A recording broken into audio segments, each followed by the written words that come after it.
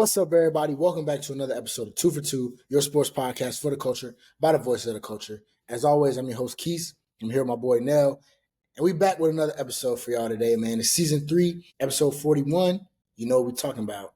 So sit back and watch me be in pain. Enjoy. Nell, it's the day you've been waiting for. It's the day I've been dreading. You know, I've been real quiet on many things since my boys went down on Sunday. But how are you feeling? How are you feeling today on this fine Tuesday? Fantastic.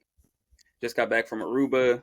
Awesome time. Was outside. Highly recommend it. Was outside. Got to be on vacation and see the Knicks lose. What can I say? Had a great weekend. Awesome weekend. As you can see, I'm still rocking with my guys, man. New York. I'm not rocking with my guys. I just need a hat. I just need a haircut. So, I also need a haircut. That's just bizarre. If y'all ever wonder why we probably have hats on, we probably both waiting on the cut. Just keep it completely transparent, man. But that's great, bro. You got the vacation in Aruba. You know, I see you took your vacation with the Sixers.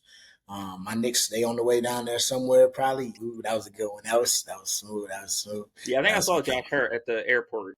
Probably. Well, no, you know he's nursing an injury, so he's probably gonna rest. He was faking. He just wanted sympathy. So he was. Oh, boy was out there jumping around at the airport. Yeah, so he looked fine to me. Hey, aside from he was excited to get to his resort. I don't know.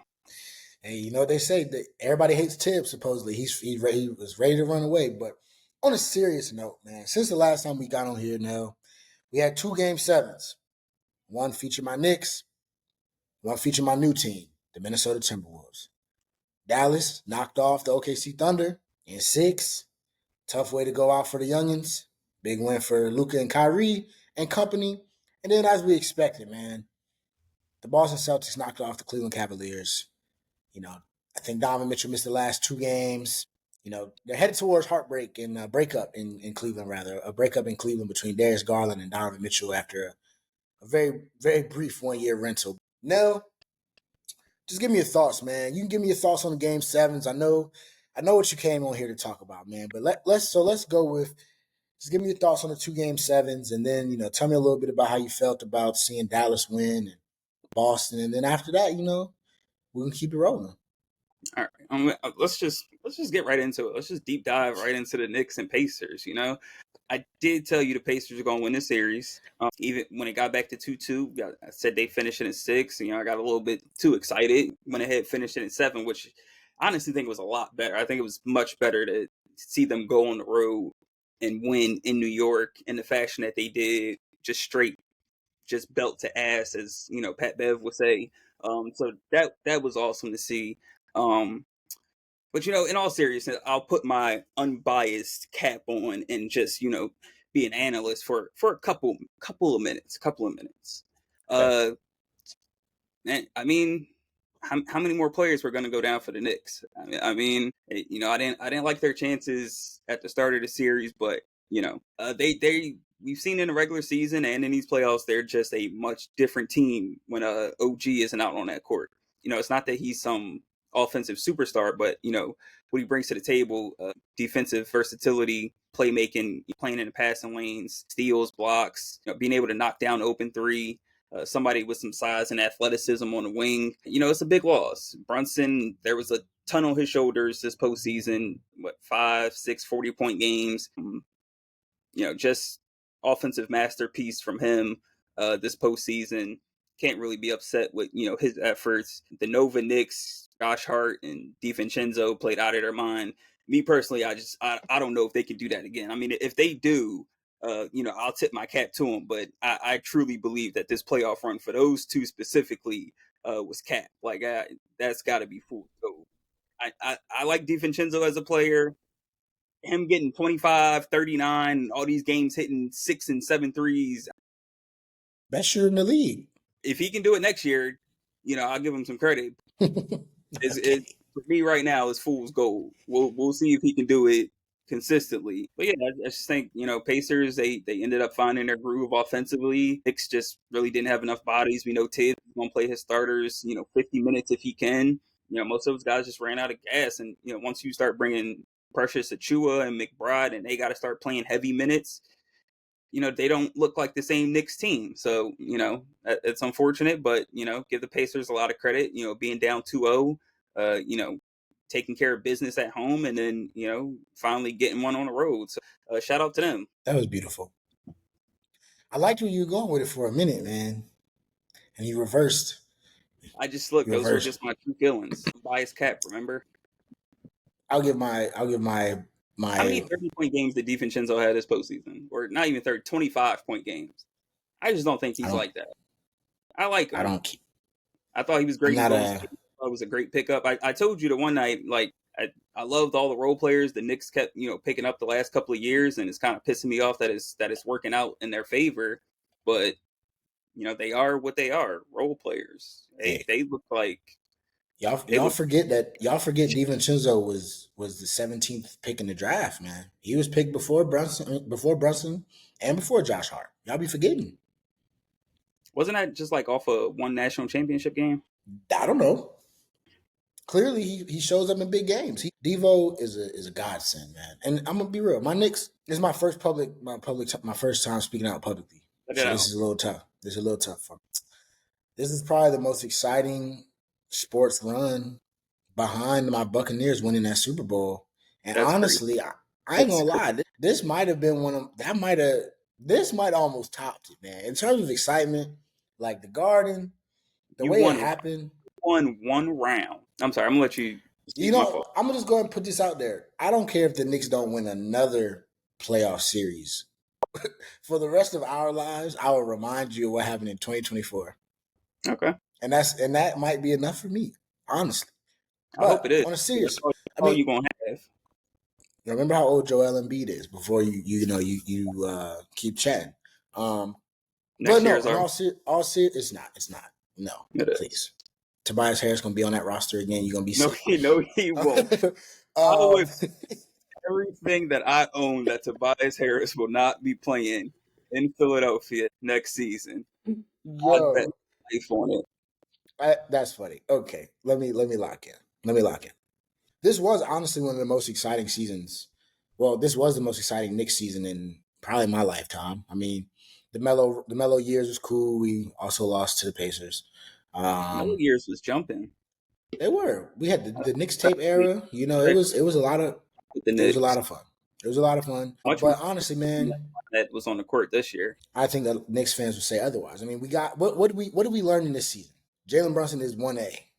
Stop it. Cut it out. He's 1A. That's what you learn. Tibbs deserves the extension that he's about to get. OG Anunoby, if we can work, we got to hit him with Zion Williamson injury clauses in that deal, but he worth that money that he wants as well. Josh Hart trade was one of the best trades in Knicks history. I would agree with that. I could care less if Mitchell Robinson is ever a Knick again. I could care less if I want Julius Randle to come back as well. I do too. My thoughts on the season as a whole are just it sucks because like you said, man, we just broke down.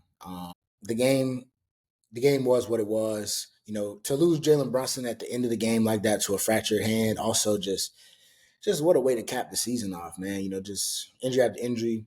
OG Anunoby gave it a try. That 2 minutes that he was able to like move at like 45% before Tibbs was like, okay, let's go and sit down. He played 4 minutes, but he hit two crazy shots in like the first 2 minutes of the game. And I was like, oh shit, we lit. But then you watch the man run up the court and you like, the man. Y'all ever see that video of like the old people track racing and the really like 103-year-old dude was running that jump and he was moving really slow. Like it looked kind of like that. He looked like Embiid. No, Embiid ran one. I saw Embiid run. He could run. OG could not run. So it's just tough, man. The Pacers shot they broke the record in the first half, shooting 76%. I mean, I don't care who you are. Not You beating that. can't beat that. I told my roommate, I'm like, because he was in there playing the game because he was trying to be a hater like you. He's like, I was like, hey, I'm be honest. They either score or they turn it over. There was no in between. They weren't missing. They were making a lot of shots. We made a run, cut it to 6, but it just took so much out of us. yeah, it took a lot out of us to get to that point. And then, like you said, we're bringing in Alec Burks off the bench. Shout out to Alec Burks. He played his ass off in the last 2 games of the season. No Bojan Bogdanovic. That's your leading guy off the bench, right? When you trade for him. No Julius Randle. That's your second All Star, right? Okay. 24, 24, 12, and 4. Like I said, I don't care for Mitchell Robinson, but I mean, when he plays, I mean, shoot, with no Mitchell Robinson, you might be getting ready to watch your team play. You know what I'm saying? If I'm being real. So unfortunate. It's unfortunate game 7. Brunson didn't play great, but like you said, a lot of tread on the tires, man. He overcoming the foot injury, playing through that, continuing that offensive load he had to carry. But no Uh, excuses. no excuses are gonna count. So Just I say no excuse. I'm gonna say no, gonna tip our no, caps to the no, Indiana no, Pacers no, for no, no, a great nope. series I and get Let me speak on them. Let me speak on them. You're right. Let me speak on them. The little bit of fandom I have for Tyrese Halliburton gone. I could care less what he does for the rest of his career. And it's funny because I actually wanted us to draft him when we drafted goddamn Obi Toppin. But with a smart decision. we wouldn't have had Jalen Brunson. I don't want no front runners in my organization. He don't embody this culture. He Is wouldn't he have been front? able to play. Like, did he just know he Well, was one? if you watch the game, there's a very specific clip after like we went and cut it to 6. He got a rebound. And he looks like a deer in hell. He's like shit, and then they call timeout. And then he comes out and somebody hit a 3 and they start going. Now he's like, yeah, yeah, yeah. Front runner. I mean, emotion. Boston in 4. I don't want to hear none of that. I don't hear none of that. If you chirp, That's if I'm chirping at you now, and you beat my ass, right? You beat my ass, and I'm chirping at you, and you chirping back. Once I start beating your ass, and I'm chirping at you, don't go sit down. Don't go run to that far corner. Don't try to duck the smoke till you get one off. Now you're like, okay, here I go, I'm back. Like, nah. Keep like, all right, good shit. Come on, let's rock. Like, that's all I'm asking for. But everybody don't got what we got in New York. That's what I know, and that's okay. Hey, I'll give slight tip of the cap to that team out there that won that game.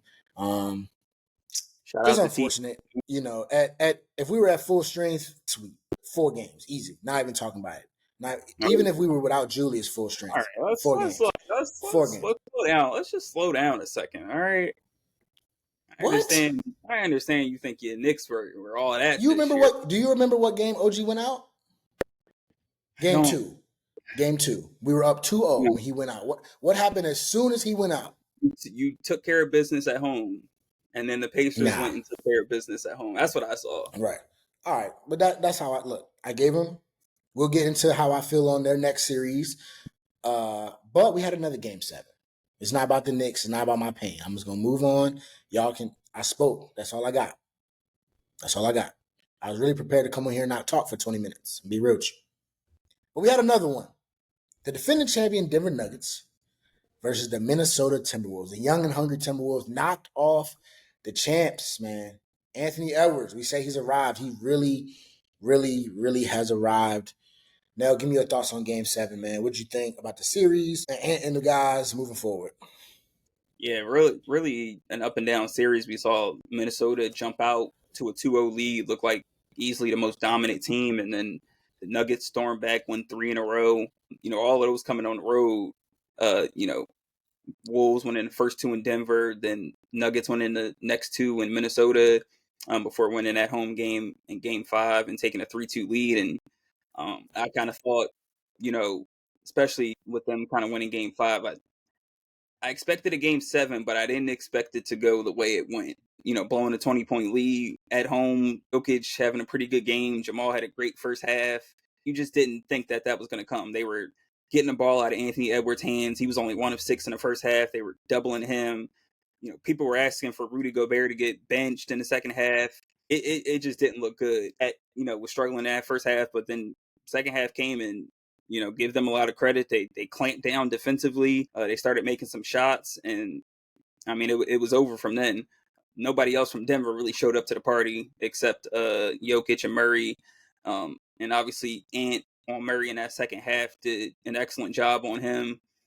So really just give Minnesota a lot of credit for fighting and getting back into that game, not giving up, because I was real close to turning the game off. Like I said, I was on vacation. I was chilling. I was getting ready to maybe go back out to the beach. But second half they came out real quick and cut it to like 4, and I was just like, oh, okay, here we go. We got a game. And at that point in game 7, close game in the second half, like it can really go either way.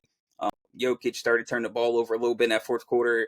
He had some bad plays. Michael Porter Jr. I think made 1 3. He had that 1 3 in the fourth quarter, and pretty much other than that, he was a ghost for that game offensively. So, yeah, just shocked, honestly, because you and me, we talked about Denver. We thought Denver pretty much guaranteed to get back to the finals. We tried to figure out what teams could really contend and compete with them, and I know none of us really thought Minnesota would kind of be that team. We know they got the Twin Mm-hmm. Towers. You know, he's been giving it to Rudy, for the last 5 years, and we Yeah. didn't think it would stop here. And like I said, Jokic still had a great series. We'll never forget that Game 5 masterpiece. He's had a lot of great games, and he had like 32 and 9 or whatever Mm-hmm. in Game 7s. He showed up, but the rest of the team didn't. We knew losing Bruce Brown and Jeff Green last season that would kind of impact them. They didn't really bring enough bench guys in this year to kind of replace those two specifically. So they didn't really have any bench depth this year. They were relying on a lot of young guys. So that's something for them to try to look and improve their team and improve their bench next season. Yeah, I'm honestly shocked because I didn't think anyone could beat Denver. If anything, I'm just happy that someone out there proved that Denver wasn't unbeatable, because I was for a second thinking like they were going to run the league for a good 2-3 years. Yeah. Because playoff Jamal was just looking, it was looking like a real thing. But we see like they're like he can be had. There's a reason that he's never been in. I'm not gonna say he probably should have at least maybe one All-Star appearance, but like No. there's a reason dudes don't put him on that top guard list. Jokic is really the only superstar on that team. Yeah. So yeah, so I'm happy for, especially for Ant-Man. We've seen his rise. He looks like he could be the next face of the league, and it only helps his brand and his stardom that he's winning these types of games against 3-time MVP like Jokic, and now with a chance to go to the finals against another MVP type talent in Luka. Hey, it's gonna be a grind this next series, but we'll get into that one. But like you said, definitely shocked. I mean, you hit the nail on the head. I thought these guys were unbeatable. I was like, I mean, shoot, they would probably beat LA, but LA probably give them their best shot. Aside from that, I don't really know who else can really rock with them. We knew the Thunder were probably not going to be able to do it. I didn't really think Dallas was going to really have a shot at it. But hey, here we are, right? The Minnesota Timberwolves, they show them like that grit, that toughness, that matters. That it matters in this league still. Rebounding and defense still matters in this league. Obviously they had to make some shots, but I mean, they, like you said, Ant switched on to Jamal Murray, and that his night was over. And Ant let everybody know he had that boy in handcuffs. Like, he wasn't They don't joking. they don't get that game without defense. Not even a chance, man. Jaden McDaniels, man. Shout out to that guy. The importance of those 3-and-D role players that you talked about for the Knicks. You think Jaden McDaniels, he had what, a rough first three, well, really a rough series until the last two. He had two straight 20-point games. Like, that's the difference maker, right? And stuff like that, it helps. Nas Reed being able to come in and spell Rudy Gobert when he's not doing nothing, and you still get the same defensive energy and effort from those guys. So, I mean, they just showed flat out like they just were going out tough one of the tougher teams in the league, right? Mike Malone oozed his toughness, but we saw the Denver Nuggets become crybabies. They looked like they were like, yo, what are we gonna do? Forcing out reporters. He don't want to talk after the games. Like they really took the Denver Nuggets completely out of character, and I mean that was the difference, right? And that's why when I say toughness, that also means mental toughness. And oozes mental toughness, oozes confidence. He could be, like you said, he could be playing like trash. He's still And he trusting his teammates, talking the whole and he series. No matter talking, if they man, up or trying to dunk on you. they Exactly. on that And 3 straight, he was still talking to Murray. He said, like you said, we like that. And Unlike that Tyrese Halliburton guy, it just goes to show, man, different DNA. And I'm really excited for the Timberwolves. I I like what you said in terms of the Nuggets having that chance to really run the NBA. We talking about the next dynasty, right? Every year, Jokic has a chance to most likely win the MVP and go ahead and win the finals. We haven't seen somebody. What LeBron went to the finals 8 straight times or something. Like we're not ready to see that again. We're not ready to see that again. And again, the youth movement in the NBA. What are we watching? Anthony Edwards, a young star. Cat, he about my age. He's still pretty young. I hate the Pacers, but Tyrese Halliburton, young. Like these young guys they here to stay, and that's what we saw, man. So hats off to the Timberwolves. Talking about young teams, man. The Oklahoma City Thunder almost had a chance. Dallas took him to that brink, knocked them off in 6.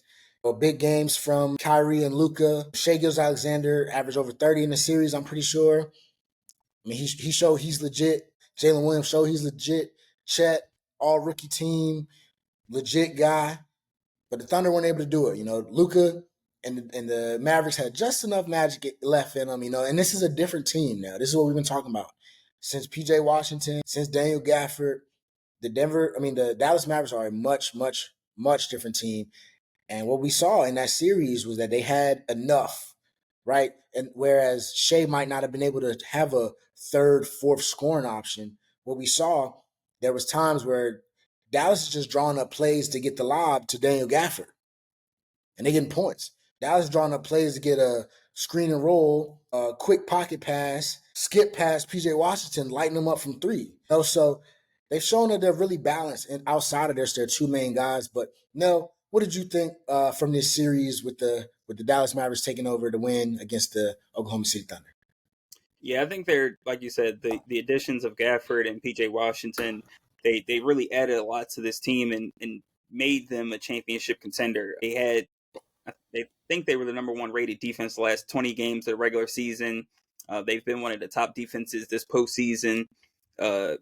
Just having that size, rebounding. Obviously, we know OKC is a thinner and smaller team. Chet had an unbelievable rookie year, but still obviously needs to grow out his frame and get a lot stronger down there. Mavs had a lot of second chance points in that series. Like you said, the way they were playing defense, PJ Washington, they were a bunch of guys were getting, wide open corner threes. That was a scheme that they went with defensively, and it didn't work out for them. They were up 17 in Game 6. I kind of thought we were going to get another Game 7. It seemed like one of those series that was destined for it, but Kyrie came alive in the second half. They started knocking down some shots. Luka did his thing. So, you just got to give the Mavs a lot of credit. I really like the Mavs coming in to the season because I said, Luka and Kyrie, that's just like too talented of a duo to not make noise in the postseason. And then when you go out and you make moves like, Gafford and Washington and, you add a defensive identity to go along with that team, it's a recipe for, some good things happening. And Kyrie didn't have the greatest series, but, he showed up in, moments when they needed him to and, play some good basketball. They were, doubling and trapping him a lot. So, the role players, I feel like played a huge part in this series. Obviously, Luka's been a little bit hobbled. We'll see how healthy he is for this next round series because they're going to need him to be a bit more special than he was against OKC against the Timberwolves. Yeah, and then shout out to the job that Coach Jason Kidd is doing over there in Dallas, man. A legendary point guard, one of the best of all times. And now look at him, he's got 2 of the best guards of our generation right here on his team. And, look what he's doing with those guys, man. So shout out to the Dallas Mavericks, man. We don't need to talk too much about Boston and Cleveland. Nobody watched that series.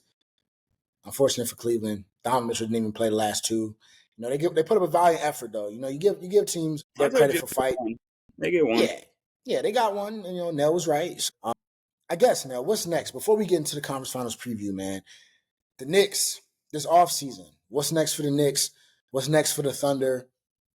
What's next for the Nuggets? What you got? Like I said with the Nuggets, I think they just need to add some bench depth. Obviously, you really just need guys to, come playoff time, guys just got to step up. You don't really expect Michael Porter Jr. to have single digits in a Game 7. Jamal Murray was up and down in that series. Maybe next year he's a bit more consistent offensively, and they can find themselves easily right back in the championship picture. Jokic still did his thing. He'll put up another MVP like season tomorrow. Hopefully he doesn't. I mean, not tomorrow, next season, but hopefully he doesn't pick up his fourth MVP and we see somebody else win that Jalen award. Brunson MVP next year, baby. Yeah, no. Anyway, as far as OKC, maybe get another wing scorer. Yeah, Obviously, big. add some size. They're Mitchell still Robinson. a really young team. They can progress. Maybe they go to Timberwolves route and, like you said, add a center and put Chet at the 4. I could see Chet could Mitchell be effective. Robinson. If Cat can do it, I think Chet has the Yeah. capabilities of playing a 4 and still being an elite defensive player. But yeah, they're still a young team, so just natural growth and progression from their young guys, adding some pieces, adding some size. So I think honestly, what we've seen the last couple of years, starting back when the Lakers won a championship in the bubble, like size and rebounding is like really starting to become a focal point in championship teams and championship runs. I think the Warriors with the small ball have kind of, teams were kept trying to win that way and it wasn't working out. And I think we've seen when the Lakers won that chip in the bubble, AD and JaVale and Dwight Howard, they were just, bullying and muscling guys in the paint. Jokic, dominating down low.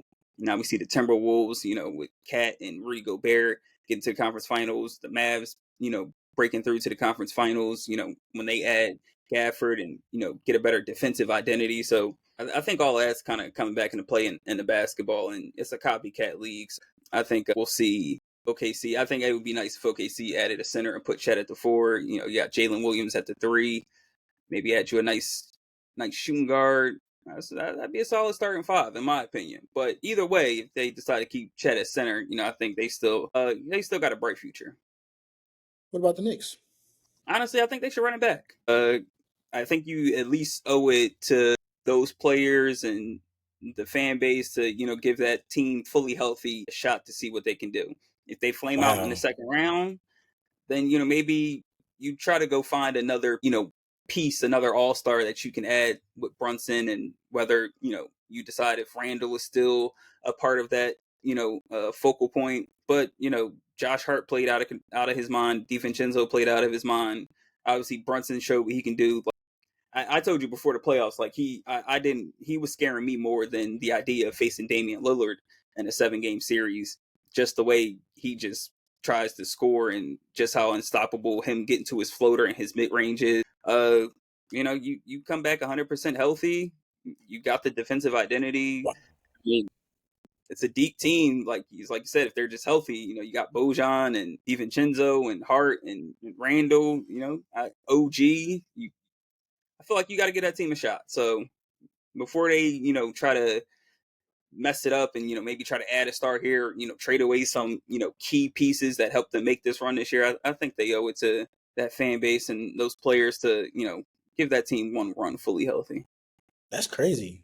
I like post vacation now. You just rejuvenated yourself. Still on. Your mind is clear. And I love everything that you said. I mean, I think Denver, they have to address the bench, right? That's what we said. That's what they missed. Christian Brown or Brown, I think it's Brown. Hayden Watson. They haven't been what you expect them to be, right? You drafted those guys and you're not bad, don't get me wrong, but Reggie Jackson, like that's not a great bench, right? That's about what the Knicks had to put out there, and it is what it is. When you got Minnesota and these other teams, you got even talking about the Thunder, Dallas, like other teams in the West have really really great players to bring off the bench, young players that are hungry. It's gonna be tough, and I mean that's all you need, right? You have a mega star in Nikola Jokic. I mean, I think Aaron Gordon has kind of solidified his fit. I mean, Michael Porter, I think you probably want him to become a little bit more efficient, a little more consistent, but this is who Michael Porter Jr. has always been, right? So, I mean, they might have a Michael Porter question to answer, but I mean, aside from that, their roster's pretty set. You just got to go build the bench. I mean, like you said, this series could have went the other way. It really could have. And I'm not one of those the sky is falling type of guys. I believe in continuity. I hate teams that fire coaches and trade players and cut people and try to do this, that, and the third after That's honestly why I think the Sixers haven't been able to break through, because we Yeah, change our roster and coach every 2 years, and it's you just you got to have some continuity, man. This these teams aren't built in a day, right? Like you might luck into a megastar like a Joel Embiid, like a Nikola Jokic. Now it's just we got to find what works around it. But it's like if you consistently put something around it, take it away, put something new around it, take it away. Like you still got the megastar, but like what are they supposed to do when you got to play with a new you got a new starting shooting guard and a whole new bench mob coming in, and you got to play with them all season. I don't really like that, man. Okay, see, I like what you said about them adding another big. I think they need more size in general. Chet out there, he's a real thin guy. He's tall, he's long, lanky. That's where the league is kind of transitioning to. But what you're starting to see though, these wings, these guards, they're bigger, they're strong. They're going into the chest of the bigs. Bigs are coming in, taking a lot of contact. The league is trying to get back to being extremely physical again, right? They're trying to get back to Nell's NBA. They like the no calls, people on the ground, the energy, the back and forth physicality. Like that's where they're going, and that's what the Thunder have to get. They got to get a little more physical. Josh Giddey, sayonara, doesn't fit the roster. Not a bad player, just doesn't fit the roster, right? You kind of look at those guys, you're like, killer, killer, killer. What's he doing? Like it kind of don't fit. He doesn't, and I think for him as well, he's kind of like, shoot, I don't know. They drafted me like number 8 pick or something crazy, like to kind of be one of those guys, and then like you just got pushed back to the back of the line really, really fast. So it's like, that's one of those situations where you can go ahead and move him along, and you can bring in somebody else. But I think like I don't want the Thunder to blow it up either. I love those young guys that got on the bench. Isaiah Joe can shoot it. Wiggins shoot it, and they all play hard. And like all those guys need to be there because that's what sets your identity. And OKC Thunder, they're one of the best front offices in the NBA. Sam Presti and those guys, they do a great job. I know that they'll blow it out the water this summer. OKC will be back. They got the MVP and Shea, a straight dog, and they got a great coach. So they set a really good culture for those guys moving forward. And the Knicks, hey man, we got to run it back. Like you said, I mean, with Julius, OG, and Jalen Brunson, I hope we run into y'all man, next. I hope y'all win y'all playing game again. Ooh, that'd be lit. Ah, That'd be lit. okay, all right. Nah, let me stop. Let me stop. If the Sixers are at full strength, realistically, let's just say all things considered, nothing's changed. Like y'all will probably be fighting for 2 and 3 with us. I would assume Oh, y'all next think y'all fight season. for a top 3 seed next year? We won it this year without it. Let me finish what I was saying. You interrupted me. But the Knicks, the problem with saying the Knicks got to keep it together is that the Knicks have a lot of contracts to discuss. Isaiah Hartenstein, free agent. You I got to hope bring he him back. You pick got to up bring and him back. You got to bring please him back. somebody got to overpay him. Julius Randle, you have a decision. He has a contract that's very, very attractive to a lot of these teams because they're like, hey, it's about to expire. Do they really want to re-sign him? Do you trade for Paul George?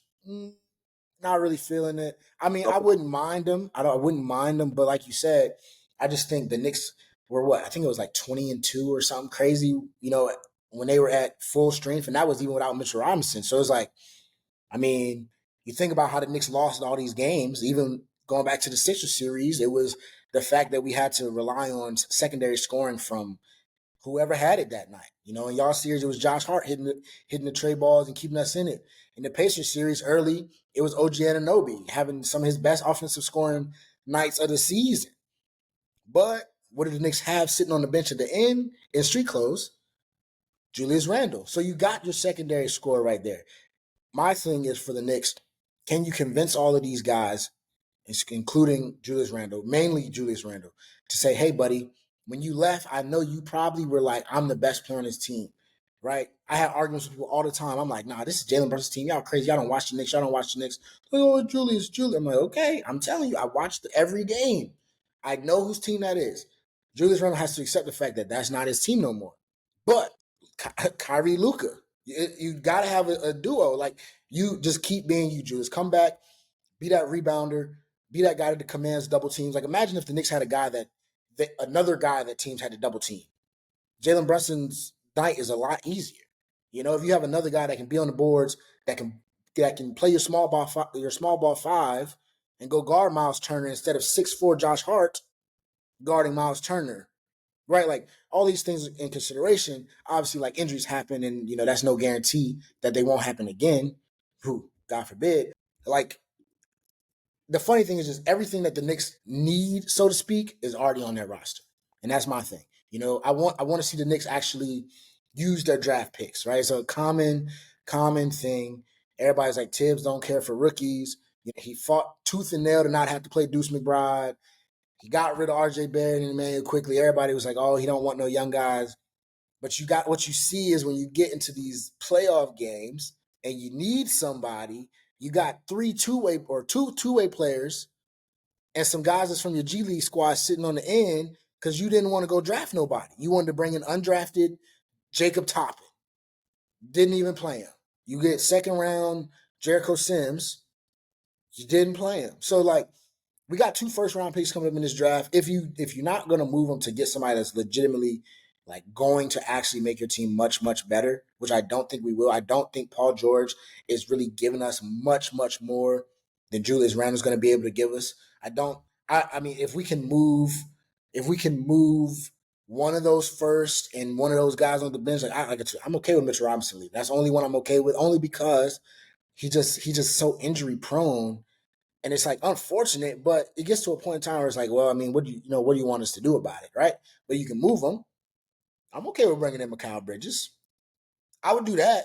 But aside from that, like that's a pipe dream. The Nets not going to do an inner city trade with the Knicks to make Jalen Brunson happy. Like that's not going to happen. So, I mean, all things considered, I love the idea about keeping the band together. Maybe use them draft picks that you got to move up in the draft and go get you somebody that might be more ready to come in and help you out right away. But we'll see. The Knicks do what the Knicks want to do. But the main thing is they got to re-sign these guys. Like I said, Hartenstein. You got to decide what you want to do with Julius. You got to figure out how much money you want to give OG Anunoby. You got to figure out when you want to sign that. When you want to get Jalen Brunson to sign that extension. I saw something today about he might go ahead and sign early. And save us a couple million. That'd be lit. Hey, it's his money. If he wants to get that 270 or whatever it is, I'm not gonna be mad at the guy. Go get your money. Hey, get your chicken. Respect your mental. Shout out to Marshawn Lynch. But enough of those teams, man. My guys are out in Cancun. The Thunder are out in Cancun. Nell's back from his trip. I'm getting ready to go on mine. So we got conference finals, man. We are officially a series away from the big boy. On the Western Conference, we got the Dallas Mavericks versus the Minnesota Timberwolves. We got the Boston Celtics versus the Indiana Pacers. On the East, now I want you to give me your thoughts on each series. Well, let's start with the Dallas series. I want you to give me your thoughts, just natural, just what you're thinking. Let me get an X factor for both teams, and then go ahead and end it off with a prediction. I want to hear Mavs in X, Wolves in X. What you got? It's just be an interesting series. The Timberwolves were 3-1 against Dallas during the regular season. I think Luka missed 2 of those games. Kyrie missed 3. And then didn't have PJ or Gafford for either of them or any of Yeah, them. all before the trade deadline. So it's don't really got much to go off of. It's like truly a fresh matchup. We talked about the Mavs having the defensively, the changes that they've made, how great they've been playing. Both teams really led by their defense. I think it'll be better for the Timberwolves this series because Gafford isn't an outside threat. I don't think you'll have Rudy out there isolated on an island too much, where he can really play his natural help position and really deter stuff in the paint. I think that kind of helps the Timberwolves out a bit. The Timberwolves, got the top ranked second half offense this postseason. They've trailed 7 of their 11 games at halftime. So, I think a lot of these, and same with the Mavs too, in some ways, not as much as the Timberwolves, but a lot of we've seen a lot of adjustments in the second half for the Mavs and Timberwolves offensively this postseason. So I think second half adjustments are going to be key. I'm excited to see Luke and Ant go at it. I think Ant will probably guard Kyrie more, but I expect to see him and Jade McDaniels kind of switch off. A lot of things I'm excited to see. Excited interested to see how they guard, the pick and roll. Are they going to have Rudy and Cat, switch? Are they just going to be in drop coverage? I think those are all be interesting things to see. My X factor for this series, I'm gonna go. I'm gonna pick the bigs for both teams, Gafford and Rudy Gobert. I think, both of them, what they've brung defensively. Obviously, they're both lob threats. Um, good screeners. I think they're going to have a big impact on the series. I already said, I think this series suits Rudy Gobert more, not having to either, guard Jokic on an island or be out on a perimeter, trying to still be a help defender. So, I think, however, whatever adjustments, both teams make offensively and, how Gafford and Rudy Gobert kind of react to those with adjustments they make, how they can be effective and, disrupting the other's offense. I think that'll be key. It's a tough series to call. I want to pick the Mavs, but I think I'm gonna go Timberwolves. I think defensively, I think it's a good matchup for them. I don't think I don't think you'll get as many wide open threes for PJ Washington and company like they did in the other series. I don't think they'll have necessarily the size advantage that they had against OKC. I think it'll be a lot tougher for them. Like we talked about, they got a bunch of second chance opportunities against OKC. I don't think they'll have those same opportunities against the Timberwolves. So I'm gonna pick, as of right now. I'm gonna go Wolves in. I'm gonna say six. I'm gonna say 6. Mhm. Okay. I mean, I am of the thinking that this series, like you said, it's a fresh series. It's exciting. It's gonna be a hard fought series, in my opinion. I mean, obviously it will be. It's trying to go to the finals here, but it's gonna be really, really, really tooth and nail, and it's gonna come down to, like you said, how do the Timberwolves defend the pick and roll, right? How do they defend that Gafford lob? How do they defend that quick screen, slip, or the little slip that they'll do with Kyrie and they'll dump it off in the middle and then they're playing 2-on-1 or 3-on-1 and 3-on-2 on the backside? How do they defend when Luka has the ball and Rudy Gobert has to step out and defend him? What do you want to do? Fortunately, Luka's not like super duper fast, right? He just kind of does his thing, and Rudy's length might, give him trouble. But we're talking about MVP. Um, I think how will the Timberwolves handle the moment? It's one of those things where Dallas they have a coach that's been there, right? They have Kyrie Irving who's been there, has won it, done it before. They have Luka he's been to the Western Conference Finals before as well. What do they do? What do the Minnesota Timberwolves and the young guns do? Can Mike Conley, the veteran, really hold them guys together? One of the most underrated players in the NBA, if not the most underrated player in the NBA, and Mike Conley. He means a lot to that team. Who's he going to guard? Another good question, right? All these things are really, really important. These are just questions that I have in terms of, when I say thoughts. Like, this is what I'm thinking. This is what I'm wondering. My X factors, I think, Jaden McDaniels for sure. Him and Nickeil Alexander-Walker, because they're going to be the guys that are responsible for. You got to guard Luka because we need Ant to guard Kyrie. I think that matchup is going to be so much fun. The Ant versus Kyrie matchup. I talked about how Kyrie took on the challenge of guarding Shai Gilgeous-Alexander. Now he's going to do the same thing with Ant. Ant's going to do the same exact thing with him. And so far, we've seen both guys are up to the challenge. So we need to not have to tell Ant that, hey, you got to come guard Luka, right? Like, Jaden McDaniels, you got to do it. You got to hold it down. You got to solidify why you one of the top 3 and D guys in the league. On the other side, for the Mavericks, those role guys again, PJ Washington, Tim Hardaway Jr., Daniel Gafford, those guys. Like, what are y'all gonna bring to the table? And I say that because they let Shai Gilgeous-Alexander get 30 every game, basically, right? Pretty much every game. You will not survive this series if you let Anthony Edwards get 30 every single night. The reason why the Denver series was competitive was because there were nights where Ant didn't go off, but we know he can. And even in the last game, he impacts the game in different ways. But if you're going to gift the best scorer on the other team 30 points, you're not taking into account that this Timberwolves team has Karl-Anthony Towns, who can get his, right? If you do a terrible job defending Rudy Gobert, at the paint, you look up and he got 15 points and 15 rebounds, and you're confused, right? If Nas Reed comes in and he's killing you too, I think the Timberwolves have a little bit more in terms of just like consistent scoring output than the Oklahoma City Thunder, right? They have a lot of different guys that can really, really, really good get it going. And like I said, I love the Thunder's role players. I love the guys they bring off the bench, but you know, it kind of got to the point where Dallas was just like, look, man, we just got to stop the bleeding with Shea. And the rest of y'all guys get going, well, shit, we'll deal with it when we get there. I don't think you can do that in this series. So, my prediction, I'm also going to go with the Timberwolves. I'm going to say the Timberwolves win this one in 6. And I love Kyrie, and I want Kyrie to get another one. But after the game, if y'all follow me on social media, y'all saw I said we rocking with Ant now, and I'm not playing. So, hey, we're going to rock with Ant till the wheels fall off. I'm going to take those guys in 6. I just think they'll be a little bit too much. I think they're defensively, they will give Dallas trouble. They'll be able to still push the pace, which I think also will give Dallas trouble. And I think they have enough. They have a guy by the name of Anthony Edwards where I don't think the Dallas Mavericks have anybody on that roster that's going to sit in front of that man and guard him.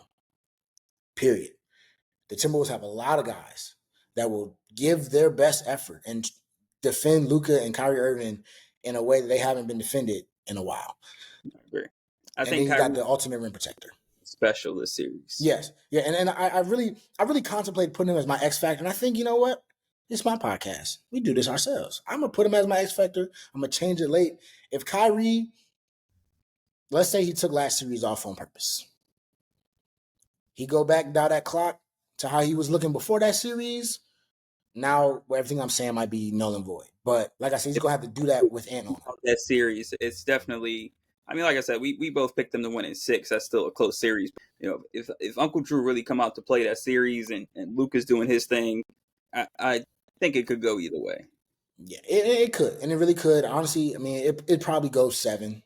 I mean, Nell, we both casuals now. We both casual fans. We just enjoying this thing, right? We can just every series to go 7. Hey, more basketball, the better. But regardless, I'm going with the Timberwolves, man. What do you think on the other side, the Eastern Conference side, Boston versus Indiana, right? The Celtics were the main team that, all season we were kind of like they're probably the most talented, deepest roster. The only team, the only other team that we really thought could maybe give Denver. Honestly, I don't even really think they're that deep. I just think their starting 5 is like insane, and they paid Peyton Pritchard for a reason. He's okay. Sam Hauser don't miss. Luke Cornett don't miss. I mean, it's good when they come in the game and the team's already up 20. I mean, that's also fair.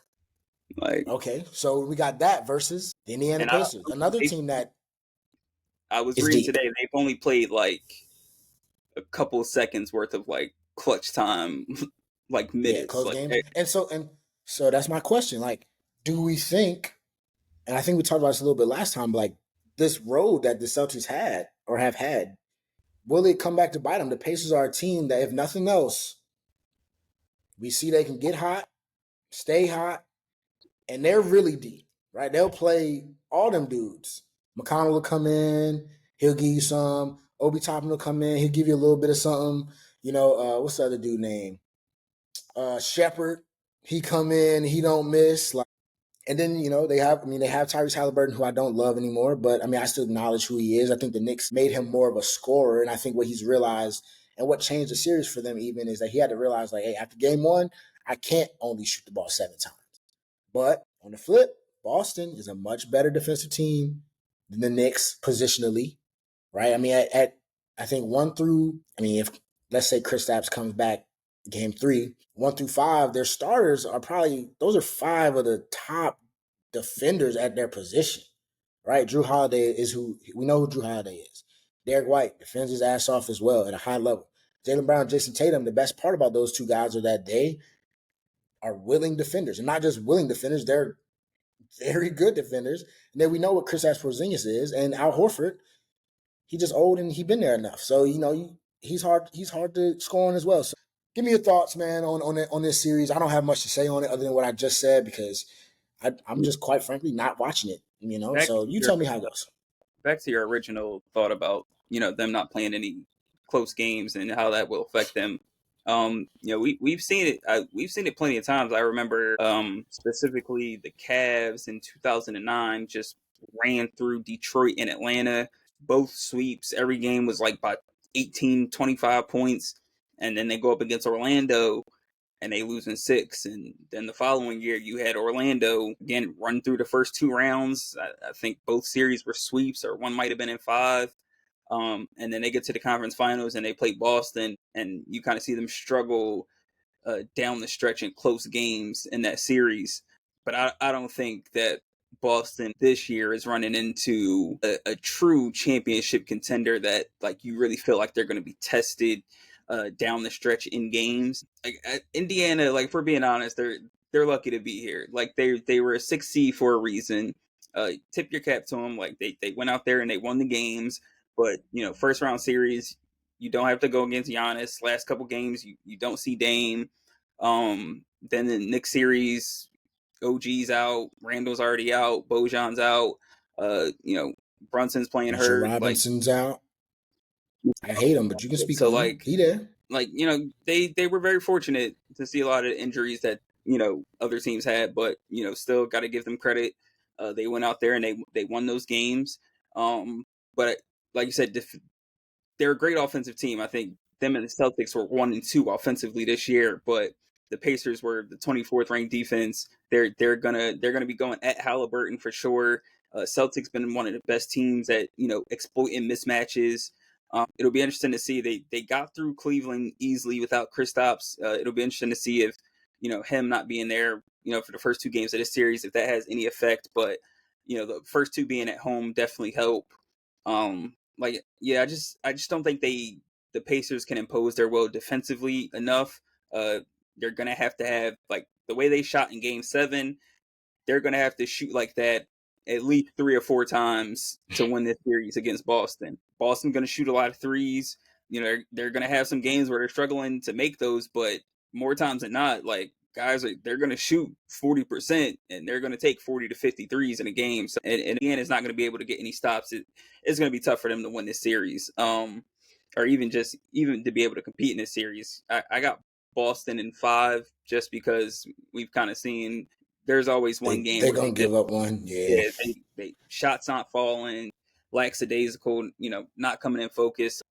They gonna give up one game. I think the Pacers, offensively they're too good not to get maybe one game in, but X factors, I don't know.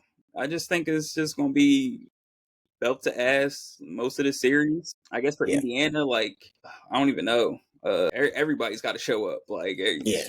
it ain't just one guy. Like Halliburton, like he said after Game 7, his idea of being aggressive is getting 2 feet in the paint. Boston has a lot of bodies they can throw defensively at him.